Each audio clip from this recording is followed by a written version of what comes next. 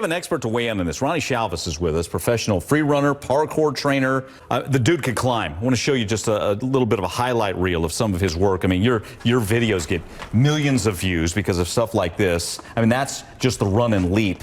There's some other videos. We'll keep playing it. Thanks for being with us, by the way. Yeah, well, thank you for bringing me on. Yeah, as we watch this is incredible here, some of this stuff. Real quick, were you just the climbing fool as a kid? I mean, I was a huge fan of Spider-Man as a kid, so really? Of course I climbed things, jumped off things, and that's kind of what inspired me to start this path into being a stuntman and to training parkour. Okay, now it's a way of life. All right, well, you're the expert, so let's weigh in on our guy who climbed up to check on mom and then climbed down, and with a broken hip.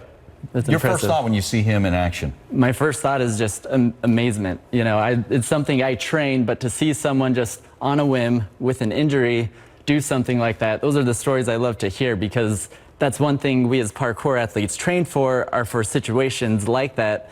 And this man, knowing his mom's in danger, just acts on his instinct and starts climbing. And the key to his success, I'll get your take, he looks confident, we'll say that. Yeah, I mean, definitely. He's not hesitant at all. Yeah, you can tell. I mean, he mentioned he did it as a kid, and with a little bit of athleticism and that confidence, you know, that adrenaline, it looks like he knows what he's doing. Okay, on the other side of that is me, and I get a little jittery just watching this. Oh, yeah. So does fear kick in at all? I mean, there's no nets or contraptions or safety. This guy's life is on the line here. So fear is definitely an element. I mean, fear is there to keep us safe, but it's important to not be controlled by fear. So for me, it's a matter of preparation and training before I do a dangerous stunt, so that I know that I can do it confidently.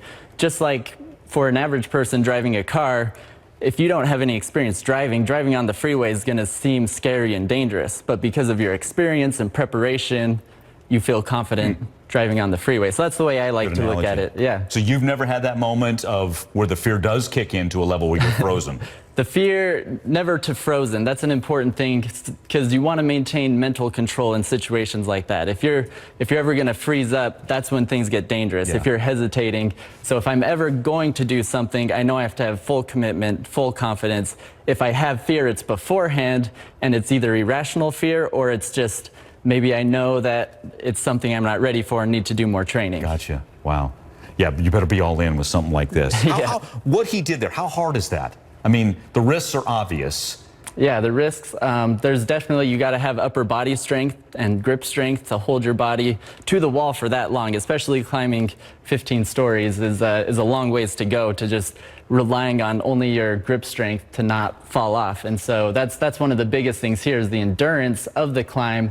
Luckily here, it seems like he had handholds going all the way up. Some building climbs aren't so generous with handholds, so. A little more challenging there. Again, it's incredible as I'm watching this and hearing you. Again, you were Daredevil pretty much as a kid? I don't consider myself a Daredevil as much. Because you're so good. Well, no, because once again, a Daredevil is all about, Daredevils do things and take risks that they're not as safe. They don't prepare as much. I think of it more as, you know, if I've prepared and trained for it, it's something I can do confidently and perform it. So you can call it a Daredevil. I just like to avoid that term, because I don't like to think of it as like, no, I hear you. Doing crazy risks. Last one real quick. So what can happen in a real life setting is someone has to, let's say, scale down. There's a fire in the house. You got to get out a window. Maybe you got to go up to get the cat who's stuck. Give me a quick climbing tip that the novice can manage and save the day.